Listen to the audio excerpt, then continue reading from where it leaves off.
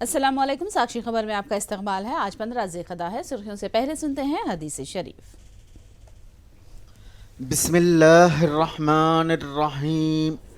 हज़रत अबू हुरैरा रज़ी अल्लाह ताला अन्हु से रिवायत है, रसूलुल्लाह सल्लल्लाहु अलैहि वसल्लम ने फरमाया, किसी औरत को ये जायज़ नहीं है कि अपने शौहर की बग़ैर इजाज़त रोज़ा रखे या बिला इजाज़त किसी दूसरे घर में जाए या बग़ैर इजाज़त किसी को कुछ दे। और अब सुर्खियां। केसीआर ने कोकापेट में रखा भारत भवन का संगे बुनियाद। बीआरएस पार्टी के 15 मंजिला दफ्तर की होगी तामीर।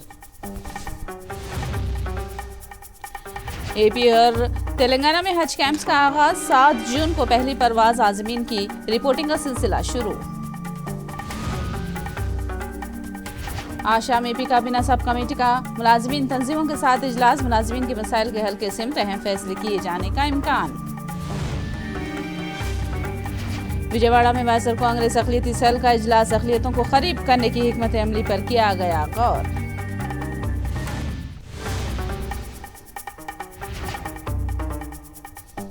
और अब तफसील। एपी और तेलंगाना में आज से हज कैंप का आगाज हो गया है। आज़मीन हज ने 7 जून की पहली परवास के लिए रिपोर्ट कर दिया है। इस तरह हर 48 घंटे क़ब्ल आज़मीन की रिपोर्टिंग का सिलसिला शुरू हो गया है। अजला के आज़मीन तेलंगाना और एपी के हज कैंप्स पहुंच रहे हैं। वहीं मदरसे सिराजुल उलूम नंबूर में एपी हज आज़मीन के लिए हज कैंप मुनक़िद किया गया। हज कैंप का एपी हज कमेटी के चेयरमैन गौसल आज़म, नायब वज़ीर आला अमजद बादशाह के अलावा दीगर अफराद शरीक थे। हज कमेटी चेयरमैन ने बताया कि मदरसे को बतौर हज कैंप इस्तेमाल किया जा रहा है, जहां पर तमाम सहूलतें बहम पहुंचाई गई हैं। विजयवाड़ा शहर में वायसर कांग्रेस के अक़लियती सेल के कायदीन का इजलास मुनक़िद हुआ। अक़लियती सेल के सदर खादर बाशा और party general secretary S Ramakrishna Reddy की क़ियादत में मुनक़िदा इजलास में पार्टी को मजबूत करने और अक़लियतों को पार्टी से जोड़े रखने के उमूर पर गौर किया गया। इस मौके पर रामाकृष्ण रेड्डी ने तमाम अक़लियती कायदीन को इस ज़िम्मन में तजावीज़ और मशवरे देने की अपील की। उन्होंने कहा कि हर एक के मशवरे पर ज़रूर गौर होगा और बाद में हिकमत अमली तैयार करके पेशरफ्त की जाएगी। ఇట్లా చేస్తే బాగుంటుంది చెప్పండి లేదైతే కానీ ప్రతిదీ ప్రోగ్రాము నేను ఇంతకుముందు చెప్పిన దీని పరిధిలో అల్టిమేట్ గోల్ వచ్చి ఈ మనకు మిగిలిన వాటితో పోలిస్తే మనకు మసీదులు అనేవి ఒక బేస్ ఉంటుంది కాబట్టి మ్యాక్సిమం నెంబర్ ఆఫ్ మసీదులు అన్నీ కవర్ కాలేదంటున్నా. అవన్నీ కవర్ అయ్యేట్టు అక్కడ పోయిన తర్వాత ఏమే యాక్టివిటీ చేయొచ్చు, అక్కడ నుంచి డేటా కలెక్షన్, ఆడ నుంచి హౌస్ హోల్డ్స్ టార్గెట్ చేసుకోవడం, ఎట్లా చేసిన తర్వాత ఏం చెప్పాలనేవి కూడా ఏమన్నట్టు మీ దగ్గర పాయింట్స్. బట్ ఈ ఎక్సర్సైజ్ అంతా కూడా let us confine it to only మన సందేశం తీసుకెళ్ళము. మ్యాక్సిమం నెంబర్ ఆఫ్ రీచ్ అయ్యేట్టు, కన్విన్స్ అయ్యేట్టు, అక్కడ కూడా వాళ్ళు పార్టిసిపేట్ చేసేటట్టు. ఏదో పోయి ఇదిగో ఇది చదువుకోమో పాంప్లెట్ అన్ని దీంట్లో ఉన్నాయని చెప్పి పోవడం కాకుండా, అంటే అప్పుడు ఏం కావాలి, మనకు సబ్జెక్ట్ తెలియాలా. మీరు లేదా మీతో పాటు పార్టిసిపేట్ చేసేవాళ్ళు కూడా దీని ఆకలి. विजयवाड़ा में मुनक़िदा अक़लियती इजलास में मुफ्ती सैयद शाह मोहम्मद अली बगदादी को महकमे अक़लियती बहबूद के मुशीर के तौर पर नामजदगी का मकतूब भी हवाले किया गया। सरकारी मुशीर एस रामाकृष्ण रेड्डी के हाथों ये मकतूब दिया गया। इस मौके पर नायब वज़ीर आला अमजद बादशाह, अक़लियती सेल के सदर खादर बाशा, MLC इसाक बाशा और MLA हफीज़ खान के अलावा दीगर शख्सियतें मौजूद थीं।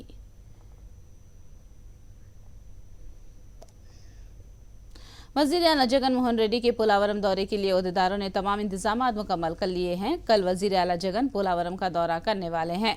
इस ज़िम्मन में एलूरू जिला जॉइंट कलेक्टर SP ने इंतजाम का जायजा लिया। नशीबी और फराजी coffer dam, diaphragm wall, earth cum rockfill dam के कामों का मुआयना करेंगे। बाद में प्रोजेक्ट के अहदेदारों, इंजीनियरों के साथ इजलास मुनक़िद करेंगे। प्रोजेक्ट के तामीरी कामों की पेशरफ्त पर मबनी तस्वीरी नुमाइश का भी जगन इफ्तिताह करेंगे।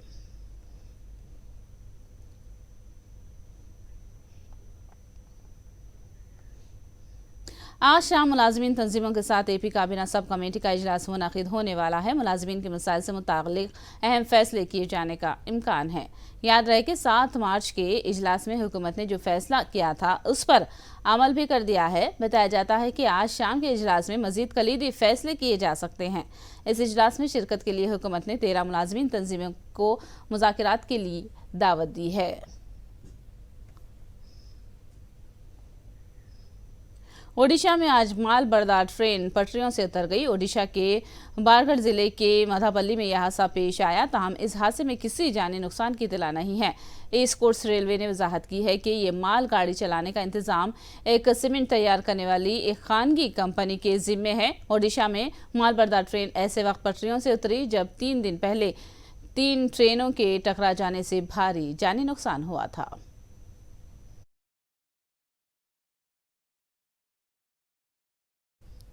बालासुर के करीब पेश आए रेल हादसे में फंसे मुसाफिरों को भद्रक से चेन्नई पहुंचाने के लिए रेल ओहदेदारों ने खुसूसी इंतजाम किए हैं। खुसूसी ट्रेन के जरिए 50 मुसाफिरों को चेन्नई रवाना किया गया है। मुसाफिरों का कहना है कि उन्होंने अचानक पेश आए हादसे को एक जलजला समझा था। मुसाफिरों ने बताया कि वो महफूज हैं या नहीं कुछ पता नहीं हुआ। मुसाफिरों का कहना है कि हादसे के वक्त मकामी अफराद ने मुतासरीन की मदद की।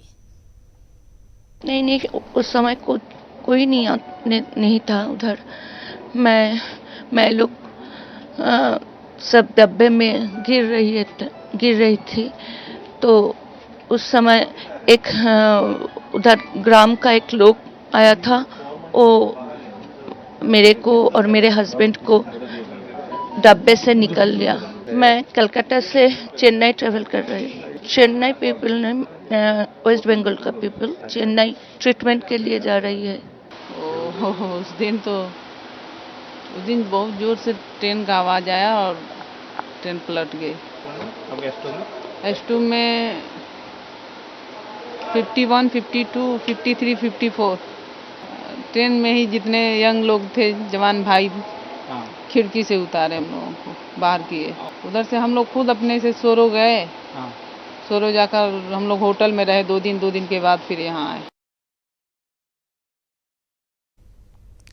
ओडिशा के जाए हादसे पर ट्रेन की पटरियों की बहाली का काम तेजी से जारी है। कल रात तक डाउन लाइन की तामीर करके उस पर ट्रायल रन कराई गई। महज 51 घंटों में पहला ट्रैक बहाल कर दिया गया। चंद घंटों में तमाम ट्रैक्स बहाल होने की उम्मीद है।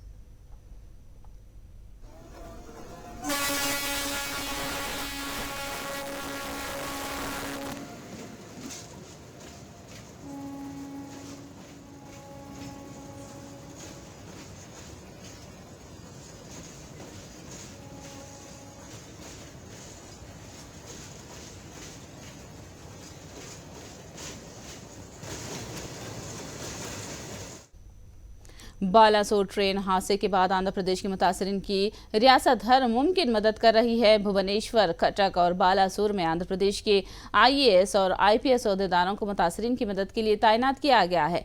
वजीर आला जगन मोहन रेड्डी की हिदायत पर रियासती वजीर गुड़ीवाड़ा अमरनाथ ने ओडिशा पहुंचकर आंध्र प्रदेश की मुतासरा मुसाफिरीन को वापस लाने के लिए इक़दामात किए हैं। गुड़ीवाड़ा अमरनाथ ने रेलवे के वजीर से भी मुलाकात की और ओडिशा में फंसने वाले आंध्रा के मुसाफिरीन को वापस लाने के लिए इक़दामात किए। उन्होंने बताया कि दोनों ट्रेनों में 342 आंध्र प्रदेश के मुसाफिरीन ने सफ़र किया, जिनमें 329 मुसाफिरीन महफूज हैं और 12 आंध्रा के मुसाफिरीन जख्मी हुए। ఆంధ్రప్రదేశ్ నుంచి వెళ్తున్నటువంటి వారు కానీ లేదా ఆంధ్రప్రదేశ్లో ఉన్నటువంటి స్టేషన్స్లో దిగవలసినటువంటి ప్యాసింజర్స్ కానీ మొత్తంగా మన దగ్గర ఉన్నటువంటి యాజ్ పర్ రిజర్వేషన్ చార్ట్స్ ప్రకారం 309 మంది కోరమాండల్ ఎక్స్ప్రెస్లో ప్రయాణం చేస్తున్నటువంటి వారు, అలాగే యశ్వంత్పూర్ నుంచి హౌరా వెళ్తున్నటువంటి దాంట్లో 33 మంది యశ్వంత్పూర్ హౌరాలో ప్రయాణం చేస్తున్నటువంటి వారు, మొత్తం 342 మందిని మనం ఐడెంటిఫై చేయడం జరిగింది. మొత్తం 342కు గాను ఆల్మోస్ట్ 341 మందిని, అంటే మైనర్ ఇంజరీస్లో ఇందులో 12 మంది, అలాగే సేఫ్గా ఉన్నటువంటి వారు 329 మంది, మొత్తం కలిపి 341 మందిని ఐడెంటిఫై చేయడం. ఒకరు ఫ్యామిలీ మెంబర్స్తో ఉన్నారనేటువంటిది కొంతమంది చెప్తా ఉన్నారు. సో ఓవరాల్గా 342 మంది రికగ్నైజ్ చేయడం జరిగింది. ఇందులో 9 మంది ట్రీట్మెంట్ కోసం విశాఖపట్నంలో కేజీహెచ్లో ఒకరు, ముగ్గురికి ట్రీట్మెంట్ జరుగుతూ ఉంది. అలాగే 7 హిల్స్ హాస్పిటల్స్లో 2కి ట్రీట్మెంట్ చేస్తూ ఉన్నాం. Q1 హాస్పిటల్స్లో 2కి ట్రీట్మెంట్ చేస్తున్నాం. ఒకరిని అపోలో హాస్పిటల్స్లో ఒకరిని అడ్మిట్ చేసి వీళ్ళందరికీ కూడా 8 మందిని ట్రీట్ చేస్తున్నాం. ఒక అబ్బాయి ట్రీట్మెంట్ చేసి ఆల్రెడీ డిశ్చార్జ్ చేయడం కూడా జరిగింది. ఇప్పటికీ కూడా అక్కడ ఉన్నటువంటి major points Bhubaneswar railway station కానీ లేదా కటక్ కానీ లేదా బాలషోర్లో కానీ ఈ అన్ని మేజర్ స్టేషన్స్లో ఇప్పటికీ మన ఆఫీసర్స్ని అక్కడ డిప్లాయ్ చేసి పెట్టాం. ఎందుకన్నా మంచిది, ఇంకెవరన్నా ఈ జనరల్ కేటగిరీలో ఎవరన్నా ఉన్నటువంటి వారు ఎవరైనా ప్యాసింజర్స్ ఉంటే మళ్ళీ ఐడెంటిఫికేషన్ కోసం కానీ లేదా క్లెయిమ్ చేయడానికి వస్తే వారికి సపోర్ట్గా ఉంటారన్నటువంటి ఉద్దేశంతో పెట్టడం జరిగింది. ఇంకా అరుణ్ కుమార్ గారు, మన ఐఏఎస్ ఆఫీసర్ అరుణ్ కుమార్ గారు, అలాగే జాయింట్ కలెక్టర్ శ్రీకాకుళం నవీన్ గారు, అలాగే నచికేత్ అడిషనల్ ఎస్పీ గుంటూరు, వీళ్ళు ముగ్గురు కూడా ఇంకా భువనేశ్వర్లో వాళ్ళు ఉన్నారు. आलमी यौम माहौलियात के मौके पर विशाखापट्टनम के मुख्तलिफ इलाकों में भारी रैलियां मुनक़िद की गई। विशाखा शहर को आलूदगी से पाक रखने की हुकूमत की कॉल पर आवाम ने रैलियों में हिस्सा लिया। जीवीएमसी की क़ियादत में वाइजाग बीच पर सुबह बेदारी वॉक मुनक़िद की गई। अहदेदारों ने विशाखा को प्लास्टिक के इस्तेमाल से पाक करने और माहौलियात की हिफाजत करने के इक़दाम पर जोर दिया। इस रैली में TTD chairman YV Subba Reddy और विशाखा मेयर हरी कुमारी ने भी शिरकत की। జగన్మోహన్ రెడ్డి గారి ఆదేశాలు ఎంత గట్టిగా ఉన్నాయంటే ఎటువంటి పరిస్థితుల్లో కూడా ఎంత డబ్బు ఖర్చు అయినా కూడా పర్యావరణం దీన్ని రక్షించాలని జగన్మోహన్ రెడ్డి గారు కోరుతున్నారు. దీని మీద నగరపాలక సంస్థ ముఖ్యంగా మేయర్ గారు, కలెక్టర్ గారు, కమిషనర్ గారు వీరు ముగ్గురు నాయకత్వంలో సుబ్బారెడ్డి గారి లీడర్షిప్లో బాగా ముందుకెళ్తుందని చెప్తాను. ఎకో వైజాగ్ అన్నది ఈరోజు సుబ్బారెడ్డి గారి చేతుల మీదుగా ఈరోజు లాంచ్ చేయడం జరిగింది. ముఖ్యంగా 5 అంశాలతో eco clean, eco green, eco blue, eco plastic free సిటీగా, అలాగే ఎకో పొల్యూషన్ ఫ్రీ సిటీగా ఉండాలని 5 కాన్సెప్ట్స్తో ఈరోజు ఎకో వైజాగ్ అన్నది ప్రారంభించడం జరిగింది. ముఖ్యంగా ఈ పొల్యూషన్ మానవుడిని మనుగడకి పొల్యూషన్ అన్నది చాలా ఎక్కువగా ఉంది. దాన్ని పొల్యూషన్ తగ్గించాలంటే అందరి సహకారం అవసరము. ఈ ప్లాస్టిక్ని పూర్తిగా నిషేధించాలి. तेलंगाना के वजीर आला केसीआर ने आज हैदराबाद के कोकापेट में बीआरएस पार्टी के दफ्तर भारत भवन का संग बुनियाद रखा। कोकापेट में 11 एकड़ अराजी पर बीआरएस का मरकजी दफ्तर तामीर होगा। मुल्क में ये किसी भी सियासी जमात का सबसे बड़ा पार्टी ऑफिस तामीर होगा, जो 15 मंजिलों पर मुश्तमिल होगा।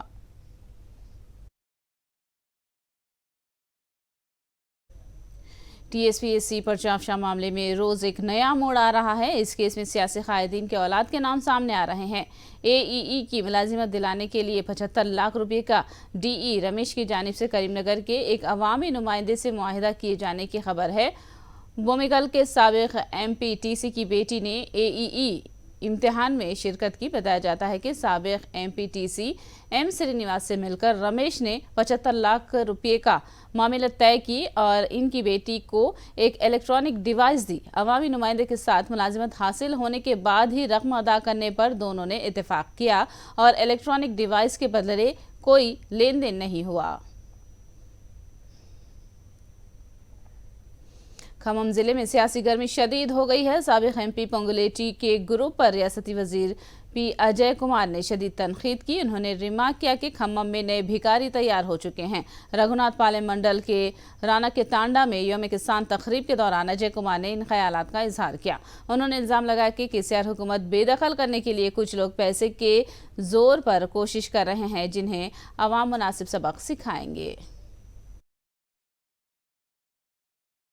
ఇవాళ రేపు రాజకీయాలు కొత్తగా వస్తున్నాయి. మరి కొంతమంది మరి ఇవాళ కొత్త పిచ్చోళ్ళు తయారైనరు. నిన్నటిదాకా బాగా కేసీఆర్ని అడ్డం పెట్టుకొని బాగా సంపాదించి బలిచినోళ్ళు బయటకు వెళ్ళి మాట్లాడుతున్నారు. దించుతారంట, గద్దె దించుతారంట, నన్నంట గేటు దాకనీయరంట. నా గిరిజన సోదరులు సోదరిమణులు ఉండగా నువ్వేం పీకలేవని చెప్పి ఈ సందర్భంగా తెలియజేస్తా. దానికి ఏం చేస్తున్నారు? మిమ్మల్ని బదనాం చేయాలని చెప్పి గిరిజన గ్రామాలు ఉన్న దగ్గరంట చక్రం తిప్పుతారంట. ఏందా నువ్వు తిప్పే చక్రం? మా గిరిజన సోదరులు ఏమైనా అమ్ముడు పోవటానికి సిద్ధంగా ఉన్నారా? లేరు. వాళ్ళు చక్కగా బుద్ధి చెప్తారు నీకు. నువ్వు ఏదో డబ్బు మూటలు ఉన్నాయని డబ్బు అహంకారంతో ఉంటే అజయ్ అన్న ఇంకా చాలా చూసిండు. ఈ గిరిజన సోదరులందరూ నిన్ను రేపు తాండాల్లో అడుగు కూడా పెట్టనియరు. గతంలో 5 ఏళ్ళు ఉంటే ఒక్క తాండా కన్నా సరే ఒక్క రోడ్డు వేసిండా? ఒక తట్టడు మట్టి పోసిర్రా అని అడుగుతా ఉన్నా. గతంలో పనిచేసిన ఎంపీలు కానీ లేకపోతే మరి ఎమ్మెల్యేలు కానీ చాలా మాట్లాడుతూ ఉన్నారు. కాబట్టి మిమ్మల్ని బదనాం చేయాలని చూస్తున్నారు మిత్రులారా. మీరు అప్రమత్తంగా ఉండాల్సిన అవసరం ఉంది. हैदराबाद में आवारा कुत्तों के हमलों का सिलसिला जारी है। कुतुबुल्लाहपुर के श्रीनगर में कुत्तों की दहशत से आवाम परेशान है। कुतुबुल्लाहपुर के श्री रामनगर में घर के सामने खेलने वाले बच्चे पर आवारा कुत्ते ने हमला कर दिया। कुत्ते के हमले में लड़का जख्मी हो गया। कुत्ते के हमले में जख्मी लड़के का अस्पताल में इलाज किया जा रहा है। आवारा कुत्तों को पकड़ने की मुकामी अवाम ने बल्दिया से मांग की है। 11 గంటలప్పుడు బాబు ఆడుకుంటున్నాడు. ఈ బాబు రిమోట్ కార్తో ఆడుతున్నాడు. ఇక్కడే బాబు కూర్చొని ఉన్నాడు. అది సడన్ గా ఇలా వచ్చేసింది కుక్క తన మీదకి అటాచ్ చేసేసింది. మాకు కొంచెం భయంగానే ఉందండి. చాలా ఉన్నాయి, ఒక 20-30 కుక్కల వరకు ఉన్నాయి. ఇక వాడు ఆడుకుంటూనే ఉన్నాడు. వాడు కూడా దాన్ని ఏం చేయలేదు. అసలు రిమోట్ కార్తో ఆడుకుంటున్నాడు, కూర్చుని ఉన్నాడు. అది అట్లా వచ్చి వాడి దగ్గరకు వచ్చి మీద పడింది. పడేసరికి వాడు కిందకి పరిగెట్టి అటు పరిగెట్టి ఇటు పరిగెట్టి వాడు దాన్ని కాలుతో ఇట్లా అని బెదిరించుకున్నాడు. కాలు పట్టుకుంది, చేయి పట్టుకుంది. ఇక రాయి తీసే గ్యాప్లో వాడు కింద పడిపోయాడు. కింద పడేసరికి ఇంకా బాగా కొరికేసింది. చేతి మీద 3 కాట్లు పడ్డాయి. దాడి జరిగినప్పుడు వాళ్ళ బాబు మీ తమ్ముడా బాబు అన్ననా? నిన్న ఏం జరిగింది? నువ్వు అప్పుడు ఎక్కడున్నావు? అక్కడున్నా మేము రిమోట్ కార్తోనే ఆడుకుంటున్నాం. అప్పుడు కుక్క వచ్చి అన్నం కొరికింది. అప్పుడు నేను ఇంట్లోకి వెళ్ళిన ఫాస్ట్గా. కాలనీలో కుక్కల బెడద చాలా ఎక్కువగా ఉందండి. దీనికి సంబంధించి గతంలో కూడా సంబంధిత అధికారులకు మేము ఫిర్యాదు చేయడం జరిగింది. మరి మా ఫిర్యాదు సేకరించిన అధికారులు ఆ కుక్కలను తీసుకెళ్లి ఫ్యామిలీ ప్లానింగ్ సర్జరీ చేసి మళ్ళీ ఇదే కాలనీలో వదిలేయడం జరిగింది. మరి ఈ కుక్కల బెడద వలన కనీసం పిల్లల్ని బయటికి పంపించి ఆడిపియాలంటే కూడా పేరెంట్స్ చాలా ఇబ్బంది పడుతున్న పరిస్థితి ఉంది. మరి మరొకసారి కూడా మీ ద్వారా అధికారులకి విన్నవించుకుంటున్నాం. మరి ఈ కుక్కల బెడద నుంచి కాలనీ వాసులను రక్షించవలసిందిగా కోరుతున్నాం.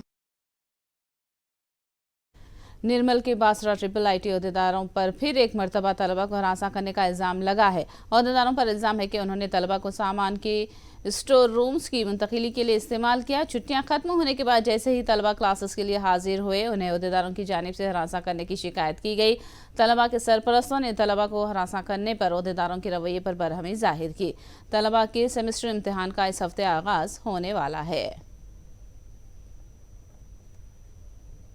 ఈ రోజును 3 గంటల నుండి రిపోర్టింగ్ స్టార్ట్ అయింది బాసరా ట్రిపుల్ ఐటీలో పిల్లలు రావడానికి.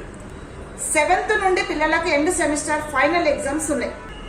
పిల్లల బుక్స్, బట్టలు, ట్రంక్ పెట్టెలకు ఉన్న వేసి పెట్టిన తాళాలు కూడా విరగొట్టేసి పుస్తకాలన్నీ ఒక రూమ్ లో పడేసి వాళ్ళ వస్తువులన్నీ ఎక్కడ పడితే అక్కడ చిందరవందరంగా పడేసి ఈ రోజు రిపోర్టింగ్ వచ్చిన పిల్లలకు తినడానికి కూడా ప్లేట్ లేకుండా చేశారు.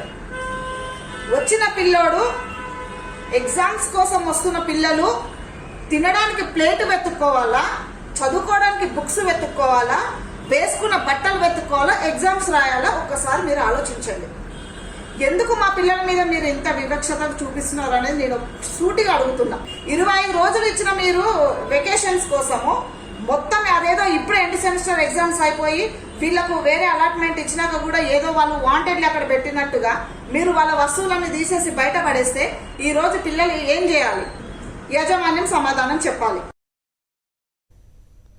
बीजेपी हुकूमत की नाकामियों को दूसरों पर थोपना आदत सी हो गई है। ओडिशा ट्रेन हादसे को कांग्रेस दौर से जोड़ा जा रहा है, मगर कांग्रेस बरतानवी हुकूमत को जिम्मेदार नहीं ठहराएगी। ये रद्द-ए-अमल कांग्रेस कायद राहुल गांधी ने न्यूयॉर्क में हिंदुस्तानी निजात शहरियों से खिताब करते हुए किया। राहुल ने कहा कि हिंदुस्तान में 2 नजरियात की लड़ाई हो रही है।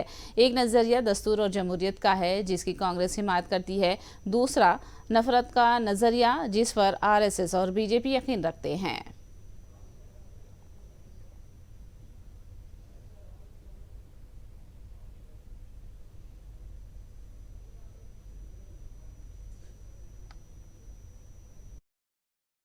You listen to their ministers, you listen to the Prime Minister, you will never find them talking about the future.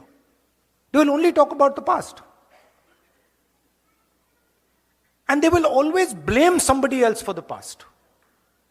A train accident when the Congress party was in power. The Congress party did not get up and say, now it is the fault of the British that the train has crashed. There is a challenge in India.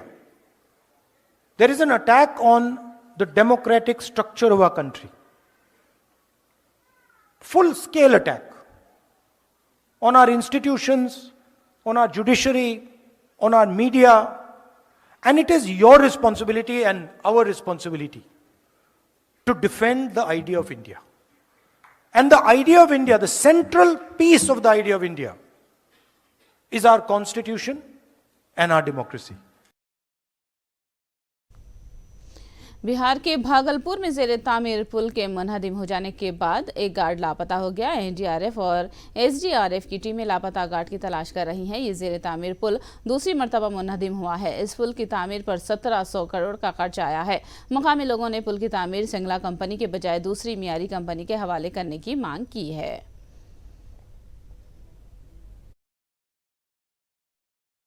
रात भी हम लोगों ने रात से ही search operation चल रहा है और अभी भी आप देख रहे हैं कि हमारी एसडीआरएफ की 2 बोटें लगातार रेकी कर रही है।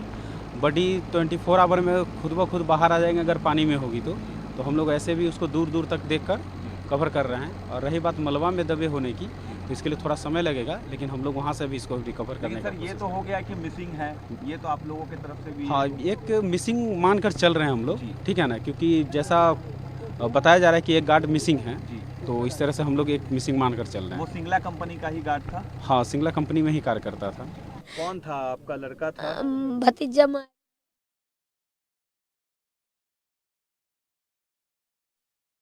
भागलपुर में जो हुआ है, अभी कुछ समय पहले एक बार और हुआ था, तो उसी समय हमने कहा ऐसा क्यों हुआ है, और जबकि हम इसको बनाने के लिए हमने बहुत पहले तय किया था। हमने 12 में ही देखा, अब 14 से काम शुरू हुआ। अब जिसको भी दिया गया है एजेंसी, अब इतना देर क्यों हो रहा है? और एक गिर गया था तो उस समय भी हमने कहा था, 1 साल पहले की बात है। अब फिर जब 2 हो ये फिर गिरा है, कल ही हमको पता चला है, तो तुरंत हमने विभाग के सब लोगों को कहा कि जाकर के देख लीजिए और तुरंत एक्शन लीजिए। बीजेपी एमपी और wrestling federation of India Brijbhushan Sharan Singh के खिलाफ एहतजाज करने वाले रेसलर्सों ने मरकजी वज़ीर दाखिला अमित शाह से मुलाकात की। रेसलर्स और अमित शाह के दरमियान हफ्ते की शाम होने वाली मीटिंग की साक्षी मलिक ने तस्दीक की है। उन्होंने बताया कि रेसलरों ने अमित शाह ब्रिजभूषण शरण सिंह के खिलाफ कार्रवाई की मांग की है, जिस पर अमित शाह ने कहा है कि कानून अपना काम करेगा। आखिर में सुर्खियां एक बार फिर। केसीआर ने कोकापेट में रखा भारत भवन का संग बुनियाद। बीआरएस पार्टी की 15 मंजिला दफ्तर की होगी तामीर। एपी और तेलंगाना में हज कैंप्स का आगाज। 7 जून को पहली परवाज। आजमीन की रिपोर्टिंग का सिलसिला शुरू। आज शाम एपी काबीना सब कमेटी का मुलाजमीन तंजीमों के साथ इजलास। मुलाजमीन के मसाइल के हल के सिमत अहम फैसले किए जाने का इम्कान। विजयवाड़ा में वायसर कांग्रेस अक़लियती सेल का इजलास। अक़लियतों को करीब करने की हिकमत अमली पर किया गया गौर।